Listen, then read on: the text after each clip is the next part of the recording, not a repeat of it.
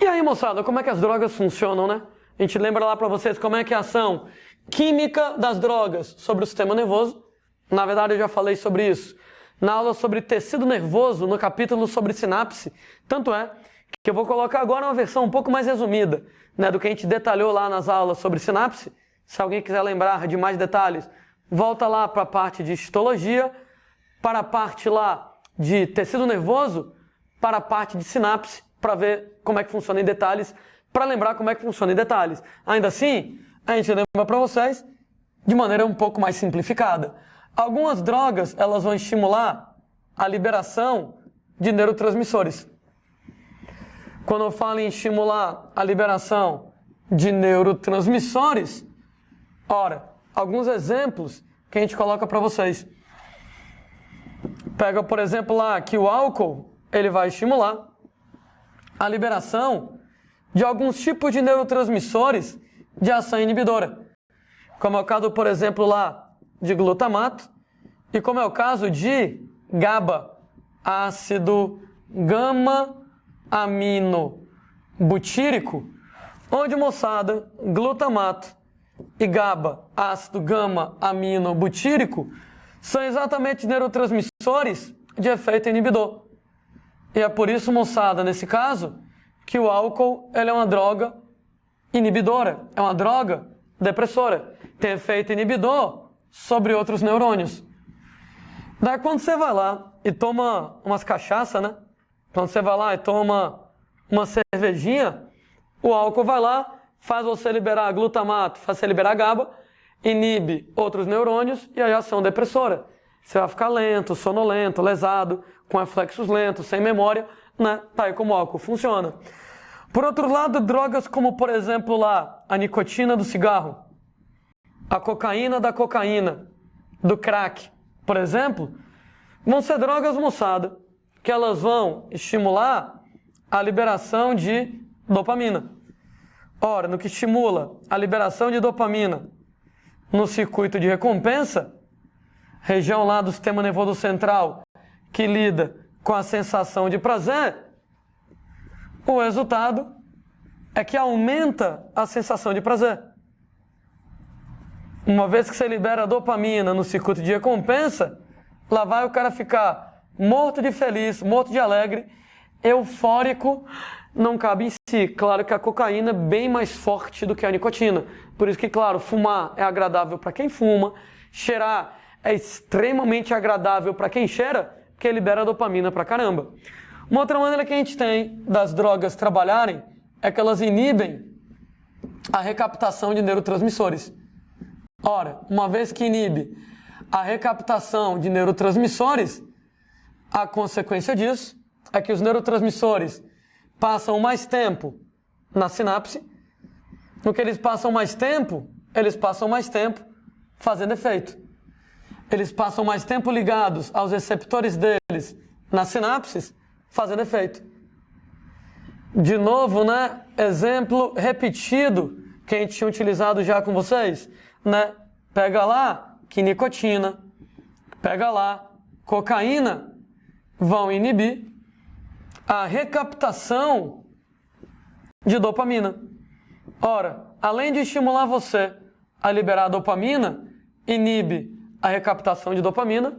No que inibe a recaptação de dopamina, a dopamina passa mais tempo fazendo efeito, e no que ela passa mais tempo fazendo efeito, aumenta a sensação de prazer. Então, nesse caso lá, ela passa mais tempo fazendo efeito no circuito de recompensa. Então, a dopamina que normalmente passaria um tempo X, ela passa lá um tempo, sei lá, 2x, 3x, 10x, fazendo efeito no circuito de recompensa. E aí a dopamina no circuito de recompensa vai promover em você a sensação de prazer. Nós temos ainda pessoas que algumas drogas elas vão trabalhar imitando neurotransmissores. Lembrando para vocês que o nome mimetizar quer dizer imitar, então vou colocar aqui imitar, mimetizar alguns neurotransmissores. É o caso, por exemplo, de como funciona a heroína. é o caso, por exemplo, de como funciona morfina. Heroína, morfina, acabam, gente, imitando um neurotransmissor chamado de endorfina. E a endorfina, ela é uma substância que bloqueia a dor. Digamos que a endorfina é uma espécie de heroína que o próprio corpo fabrica para poder bloquear a dor. Comentando, por exemplo, lá nas aulas falando sobre o sistema nervoso, que em situações de estresse, quando você libera adrenalina, a adrenalina faz você liberar endorfina para bloquear a dor. Daí comentando que lá em situações de estresse, a tendência é a pessoa não sentir dor, né? Comentando lá o exemplo do cara jogando futebol, que leva uma pancada, que enquanto o sangue está quente, ele não sente a dor, porque no estresse do jogo, no calor do jogo, a adrenalina bombando, endorfinas bombando, bloqueia a dor. Quando o sangue esfria, que termina o jogo, que o cara se acalma, que a adrenalina vai embora, não tem mais endorfina. No que não tem mais endorfina, aí que a dor é sentida. Né? Detalhe que não apenas endorfinas vão diminuir a dor, como vão promover a sensação de relaxamento. Estava comentando que muita gente vicia em exercícios físicos, porque na hora lá do sofrimento, né, da corrida, né, da sessão de musculação e tal, está sofrendo, termina lá, moçada, a sessão de atividade física, seu corpo descarrega endorfina, te dá aquela sensação boa, né? Aquela sensação de prazer, de relaxamento, e aí o diacho lá da heroína acaba imitando isso. Então aumenta a sensação de relaxamento, diminui a sensação de dor, porque imita a endorfina. Entretanto, isso gera um problema. Por que gera um problema? Porque o corpo da gente ele é pão duro pra caramba, o corpo da gente trabalha dentro do princípio da máxima economia, né, que o que ele puder economizar, ele economiza. O que quer dizer? Que uma vez que você esteja utilizando heroína com frequência, o corpo pensa, por que eu vou continuar gastando energia fabricando endorfinas se o cara está usando uma substância parecida com a endorfina e que é mais forte ainda? Por que eu vou gastar energia de besta fabricando endorfina se o cara já está usando heroína que tem o mesmo efeito da endorfina, mas é mais forte? Sabe o que eu vou fazer? Vou economizar energia. Vou parar de produzir endorfinas. Ou seja, de uma certa maneira, a heroína produz um efeito de feedback negativo sobre as endorfinas. Enquanto você estiver usando heroína, você inibe a produção de endorfina e por isso, gente, você vicia. Você acaba ficando quimicamente dependente daquela droga. Gente, você fica quimicamente dependente de uma droga quando o seu corpo passa a depender da droga para funcionar de modo adequado. Percebam bem que a partir do momento que o cara é quimicamente dependente da heroína, se ele parar de tomar heroína de uma hora para outra, ele está lascado.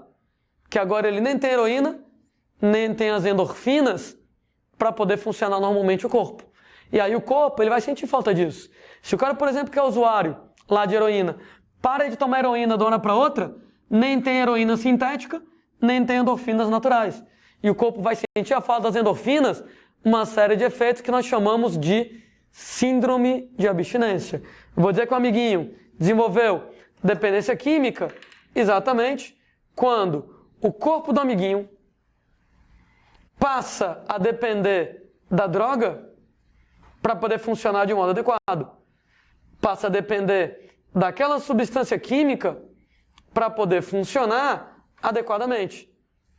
E o resultado? Que quando o amigo tem lá dependência química, na falta da droga, o corpo vai começar a sentir falta dessa droga, o amigo vai ter uma série de efeitos que em conjunto são chamados de síndrome de abstinência. Claro que o efeito da síndrome de abstinência depende do efeito da droga. Por exemplo, né? No caso da heroína, a síndrome de abstinência, cara, tem um efeito horrível. Né? O amigo moçada que está lá utilizando heroína, se ele para de tomar heroína, nem ele tem heroína sintética, nem endorfina natural. Sem endorfinas, o cara não consegue relaxar. Então ele vai ter mal-estar o tempo inteiro, o corpo dele se sentindo mal. Cara, endorfina bloqueia a dor, o cara vai sentir dor o tempo todo. Né? Hoje em dia a heroína digamos que não é tão popular como foi nos anos 70, né, mas tem vários filmes, tem várias músicas de rock, né, que descrevem lá o amigo com heroína, né, e mostram lá, né, vários filmes que mostram como é o efeito da síndrome de abstinência pela heroína. O amigo moçada lá desesperado, porque sem heroína e sem endorfinas, ele não consegue relaxar. O corpo dele fica incomodado o tempo inteiro, mal-estar, e não consegue bloquear a dor permanente. Então o efeito da síndrome de abstinência, normalmente, é o contrário do efeito da droga. O efeito inverso ao efeito da droga. Se a droga promove relaxamento, na falta da droga, mal-estar. Se a droga bloqueia a dor, na falta da droga, você vai sentir dor o tempo todo aqui nesse caso. Né? Uma vez, gente, que você vai lá e para de usar heroína, o feedback negativo, aos pouquinhos, vai desaparecendo, eu vou voltando a produzir endorfinas, e as endorfinas, elas normalizam. E aí você se livrou do efeito da dependência química. Né? Normalmente, moçada, para você chegar, se livrar do efeito da dependência química, né, acaba sendo bem complicado, você vai sofrer, inevitavelmente, você vai sofrer, parar de tomar droga para o feedback negativo desaparecer, seu corpo vai sentir a falta disso, síndrome de abstinência, mas aos pouquinhos as endorfinas voltarão a ser produzidas e com isso o seu corpo volta a funcionar normalmente. Para algumas drogas, né, a gente tem alguns truques para aliviar os efeitos da síndrome de abstinência. Então, por exemplo, quando o cara quer largar o cigarro, né, que o cara é quimicamente dependente da nicotina, tem chiclete de nicotina, tem adesivo de nicotina. A ideia é, se eu cortar a nicotina de uma vez, o corpo do cara vai sentir a falta da nicotina. Então o que eu vou fazer? Eu vou cortando a nicotina aos poucos, parei de fumar, mas vou colocando adesivozinhos de nicotina. Cada vez que eu boto adesivo que eu troco, a dose é menor, e a dose é menor, e a dose é menor. No que eu vou diminuindo as doses da nicotina aos pouquinhos, meu corpo vai voltando a funcionar aos pouquinhos, para não sofrer tanto com o lance lá do síndrome de abstinência, nesse caso. É bom lembrar que existe dependência química, existe dependência psicológica. É porque, moçada, as drogas que trabalham lá, né, de modo recreativo, né, psicotrópicas narcóticas, agem no circuito de recompensa de maneira semelhante a qualquer outra coisa que te causa prazer. Daí, é curioso, o cérebro de uma pessoa que é viciada em drogas é muito parecido com o cérebro de uma pessoa viciada em alimentos, compulsão alimentar, viciada em jogo, viciada em sexo. Daí, dependência química, algumas drogas têm, outras não têm. Por exemplo, maconha não vai causar dependência química. Heroína causa, nicotina causa, álcool causa, e aí vai. Mas dependência psicológica. Toda droga tem um potencial para causar dependência psicológica, inclusive o que não necessariamente é droga. Né? Por isso que eu estava comentando que o cérebro de uma pessoa que ela é viciada, e seja lá o que for, é muito parecido. Né? Quando a gente vai falar lá em dependência psicológica, o que acontece é a formação de novas sinapses no circuito de recompensa, a formação de novas sinapses entre neurônios no circuito de recompensa, que, gente, passam a pedir aquele comportamento no qual você é viciado para que elas descarreguem dopamina. Então essas sinapses acabam descarregando grandes quantidades de dopamina quando você executa um determinado comportamento. Quando você executa aquele comportamento, aquela atividade na qual você é viciado. No qual o indivíduo é viciado, no qual ele é dependente. Ou seja, se você, por exemplo, é viciado em doce, talvez você coma doce, né? Você vai lá e descarrega dopamina no circuito de recompensa em grandes quantidades. Daí você fica morto de feliz quando come doce. Detalhe, se você não comer doce, não libera dopamina, essas sinapses ficam desesperadas pela dopamina e você vai se sentir incomodado, fissura por comer doce. Mesmo caso do cara que é viciado em jogo, do cara que é viciado em sexo, quando ele vai lá e joga, quando ele vai lá e transa, descarrega dopamina pra caramba, ao ponto do cara, moçada, ficar lá morto de feliz. Também, se o cara não joga, se o cara não pratica sexo como ele quer, gente, as sinapses vão ficar implorando pela dopamina. No que as sinapses vão ficar implorando pela dopamina que não tem, o cara vai ficar lá incomodado. O cara vai ficar sentindo falta exatamente daquela dopamina, daquela muita dopamina que você vai ter na sinapse, de quando você vai lá e joga, de quando você vai lá e transa, no caso do cara que é viciado. E o cara vai sentir falta disso sim. Dependência química é sofrido pra caramba pra você se livrar dela, por causa da síndrome de abstinência. Entretanto, se livrou da dependência química, se livrou. Dependência psicológica é bem mais complicado de se livrar dela, porque essas novas sinapses formadas, elas são difíceis de formar, mas são muito mais difíceis de desformar. Ou seja, dependência química é ruim você se livrar dela.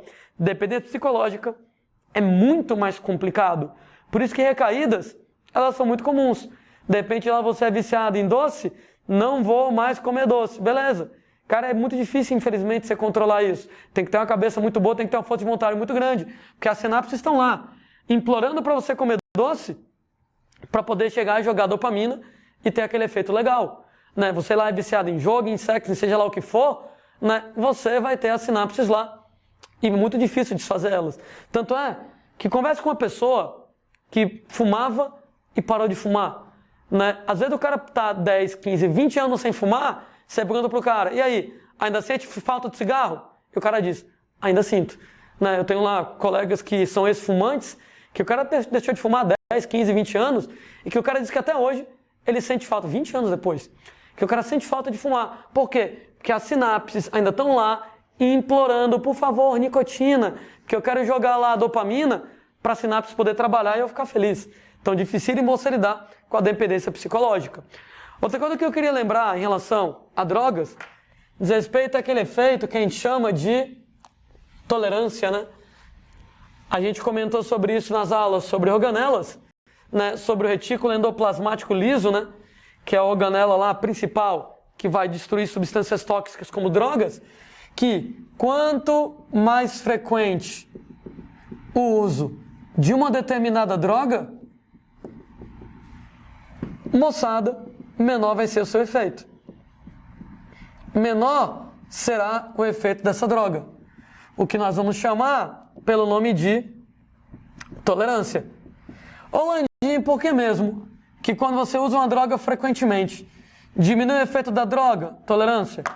Certa vez eu estava comentando que isso aqui acontece porque quanto mais frequente o uso de uma droga, você vai aumentar o tamanho do retículo endoplasmático liso. No que aumenta o retículo endoplasmático liso das células, você começa a destruir a droga com eficiência maior. No que você destrói a droga com maior eficiência, diminui o efeito dela. Estava comentando lá sobre o lance da cafeína, né? Você começa o ano, começa lá a tomar café, um pouquinho de café, você já fica ligado, né? Chega lá no final do ano, né, que você está, por assim dizer, né, tolerante à cafeína, você toma 10 latas de Red Bull e dorme como um anjo. Né? Agora por quê? Aquele lance, né? Quando tamanho do retículo endoplasmático liso, em função do tempo. Quando eu começo a tomar cafeína, ora, o resultado é que o retículo liso cresce. E uma vez que o retículo liso cresce, destrói a cafeína com eficiência maior. Então, quanto maior o retículo liso vai ser, maior a eficácia da destruição da cafeína e automaticamente menor vai ser o efeito. Quer que a cafeína volte a fazer efeito? Pare de tomar a cafeína. No que você para de tomar a cafeína, opa, o retículo liso volta ao normal. No que o retículo liso volta ao normal, a cafeína não é destruída com tanta eficiência, a cafeína volta a fazer efeito. Ou seja, isso aí é reversível. Mesmo esquema com álcool, né? Quem não está acostumado a beber, toma uma dosezinha de cachaça, fica trilouco já. Né? Enquanto lá os cachaceiros profissionais, o cara vai lá e derruba o litro de cachaça inteiro e continua como se nada tivesse acontecido. Claro, se você vai lá e bebe com frequência, o retículo liso cresce e com isso ele destrói o álcool com maior eficácia. No que você destrói o álcool com maior eficácia, o álcool não faz tanto efeito. Se você vai lá e passa um tempo sem beber, no que você passa um tempo sem beber, o retículo endoplasmático liso volta ao normal, o álcool volta a ser destruído e você perde a tolerância. É bom lembrar que tolerância ao álcool não é um bom sinal. É um caminho, nesse caso lá, para o alcoolismo. Se você está muito tolerante ao álcool, se você bebe muito e não faz efeito em você, você está bebendo demais. Nesse caso lá, é um dos critérios para você, de repente, dizer que a pessoa ela é alcoólica. É claro que tem vários critérios envolvidos nisso. Não é só isso, não é suficiente para dizer que você é alcoólico. Mas é um dos critérios que ajuda lá a classificar a pessoa como sendo alcoólica. Só que, gente, além do lance do retículo endoplasmático liso, tem outra possível causa para tolerância. Você tem que, com o uso frequente de uma determinada droga, diminui o número de receptores para a droga. No que diminui o número de receptores para a droga? Não tem onde a droga se ligar, então a droga não faz efeito. Isso aqui, feedback, né? É como se o corpo pensasse assim: esse abestado está usando cocaína o tempo inteiro. Esse abestado está usando lá cocaína o tempo inteiro, cocaína faz mal para mim, eu vou cortar o efeito da cocaína. Eu vou tirar os receptores de cocaína para não ter onde a cocaína se ligar, para a cocaína não fazer mais efeito. Tolerância. Diminui o efeito da cocaína. Notem que é o esquema de feedback, né? Quanto mais cocaína o cara usa, menos receptores de cocaína ele tem. Então a cocaína vai acabar diminuindo o efeito. Entretanto, isso acaba gerando um problema, né? Porque se você de repente usa cocaína, Deus me livre, mas se o cara, por exemplo, usa cocaína, né, e o cara gosta de usar cocaína, ele é viciado, né, ele usa cocaína, quando ele fica tolerante, aquela mesma quantidade de cocaína que ele usava antes, não faz mais efeito. Porque diminuiu o número de receptores da cocaína, diminuiu o efeito da cocaína. Se o cara quiser ter aquele mesmo barato que ele tinha no começo, se o cara quiser ter aquele mesmo efeito que ele tinha no começo, o que é que ele vai ter que fazer? Aumentar a dose de cocaína. Ou seja, o cara usava isso aqui de cocaína. Agora que ele é tolerante, isso aqui não faz mais efeito nele. Ele vai ter que usar uma dose maior. Aí ele fica tolerante.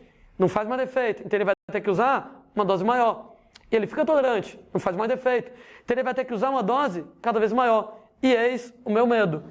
Para poder manter o efeito da droga, para poder manter o barato que a droga vai ter, o efeito que a droga tinha inicialmente, o cara vai ter que utilizar doses maiores da droga. Nessa brincadeira de utilizar doses maiores da droga, gente, o perigo é ele ter que usar uma dose tão alta que ele pode ter uma overdose. Então, o problema é que ele pode ter que utilizar uma dose tão alta para poder ter o efeito da droga, para poder sentir alguma coisa, que aumenta nele o risco de overdose. Tanto é que nenhum usuário de drogas de primeira viagem tem overdose. Não tem perigo, gente, do carinha. Usou cocaína a primeira vez e já tem overdose. Não tem. Porque o cara usa cocaína a primeira vez. Aquele pouquinho de cocaína que ele usa, ele já vai ficar muito doido.